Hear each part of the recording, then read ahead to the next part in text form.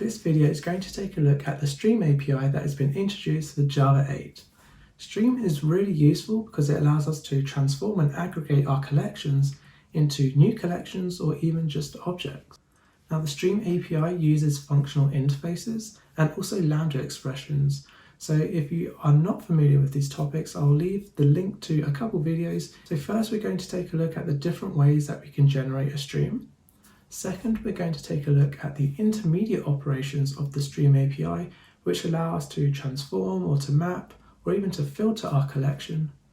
And then lastly, we're going to take a look at the terminal operations of the Stream API, which allow us to reduce and collect our collection into a new object or a new type of collection.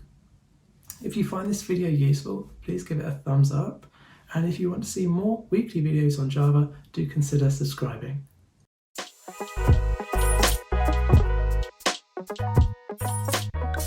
So before we begin taking a look at the intermediate and the terminal operations of the stream, we're firstly going to take a look at how we can actually access the Stream API and the different ways that we can do this.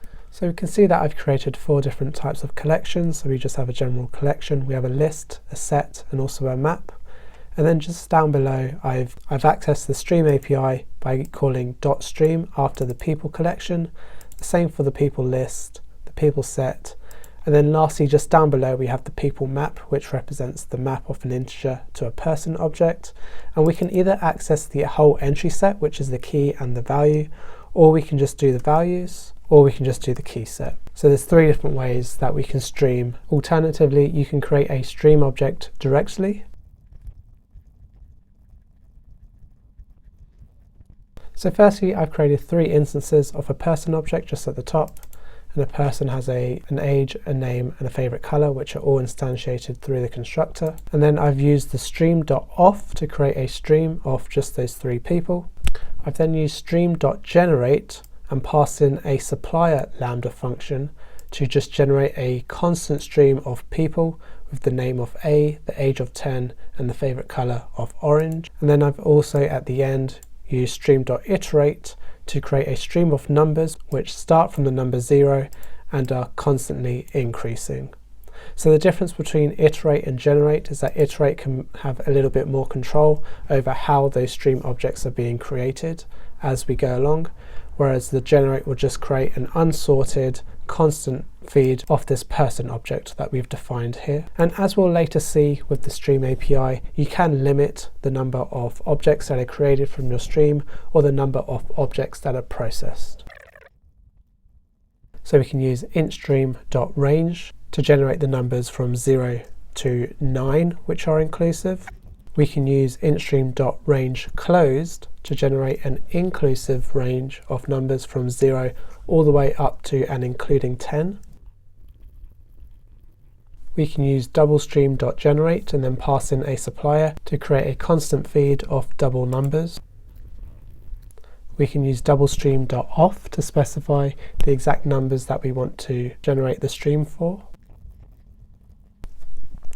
And similarly with longstream, we can also specify a range or the range closed if we want to include that final number.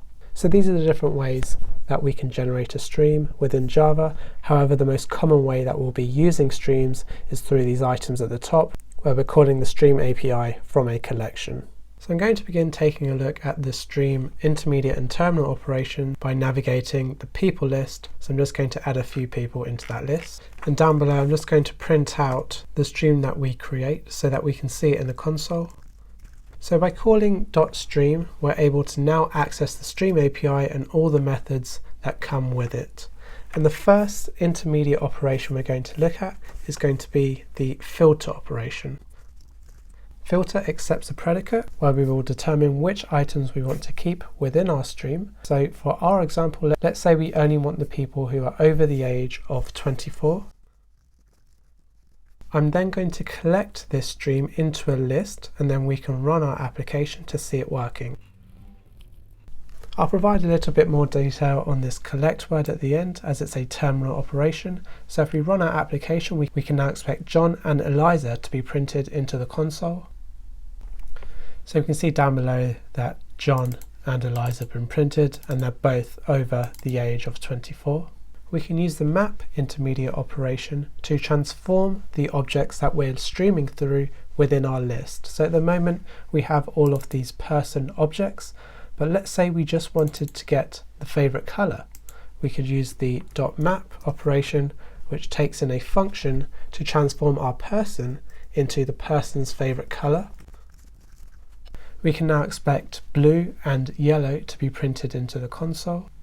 And now if I remove this filter, we can expect yellow, blue, yellow to be printed into the console, as we're no longer removing Andy. We can remove duplicate values by using the distinct keyword.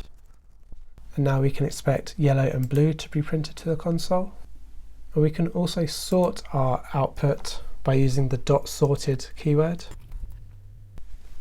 So now we can see the output is reading blue, yellow, whereas before it was yellow, blue. We can also place a limit on the number of items that we read from our collection. So for example, we can place a limit of just 2. We can see blue, yellow printed, whereas if I remove this limit, we will now get all the items which are 3. And lastly, the final intermediate operation we're going to look at is peek, which allows you to look into the current stream that we're processing, and no other output is going to be performed on that stream. It's just another way for us to see what objects are being processed. So our peek is going to print out each of our items into the console before they're being collected right at the end. So I've demonstrated the different ways that we can filter, map, sort, and even peek into our stream using the intermediate operations, but now we're going to start looking at the terminal operations that allow us to recollect our entire stream into a new object or a new collection. Now you might see at the bottom that I've already used a terminal operation, and the reason I've stuck this here is to allow our stream to actually be processed. If I were to remove the terminal operation and our stream didn't have any terminal operations, then it wouldn't be able to process. So if I remove the text that we have for the system out, and I end this with a semicolon and try to run this code, this peek intermediary operation is not going to run because there's no terminal operation. So we can see nothing is printed out to the console, whereas if I add the terminal operation, where we're collecting it to the list, and run the application, we can see the peek operation has printed out to the console all of those different colors. So it's important to remember that our stream will not perform any of the intermediate operations if there is no terminal operation. So on that note, let's look at some of the other terminal operations that we can include. So the next terminal operation that we can perform is to transform our people list into an array using toArray. And we can capture this into a new collection by creating an array here. And this will create an array out of the different colors that we have for our people, and they will then be sorted. I'm going to surround the stream with a system out so that we can see the rest of the terminal operations, how they work. So if we're streaming integers, we can summarize our stream in different ways. So for example, we can capture the minimum value. So this would capture the minimum age from our people list. So you can see that we have an optional value of 20. So if there were no minimum value, then it would just return an optional of empty. I'm just going to clean up that peek. Alternatively, we can also get the maximum age, which will also return an optional. We could perform a count on the number of items that we have within our stream. And let's say we just want to return the first person within that our stream can process. We can do find any or find first, and that will return an optional person. So we can see we have Andy, and similarly we can return any person within our people list using find any.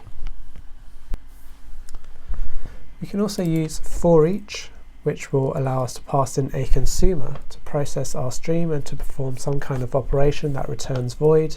So for each person, I might just want to print them out, followed by their age. And we can see all of the people have been printed down below. But alternatively, we can also collect our stream into a new type of object using collect. So we've already seen collectors to list. We can also return a collection, and also we can return a set using collectors.toSet. One of the most common ways that a stream is being used is also by collecting into a new map. So we can use the toMap function, and the first argument will be what we're mapping our key into. The second argument will be how we map into a new value. So let's say for each of our people, we want to create the key as their name. So we can do person.getName. And then let's say the value within our map will be the age of that person. So person.getAge. And this would return a map of string values to integers, so we can pass that in.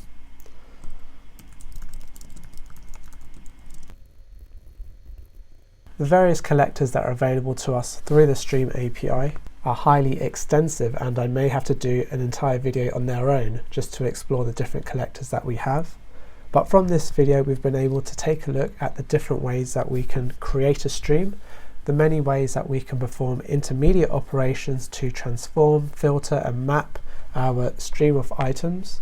And then lastly, we've looked at the different ways that we can collect that stream, whether it be into a new map or a set or a list, or whether we want some mathematical operations out of it, such as finding the minimum and the maximum value, or even by performing a count on our stream.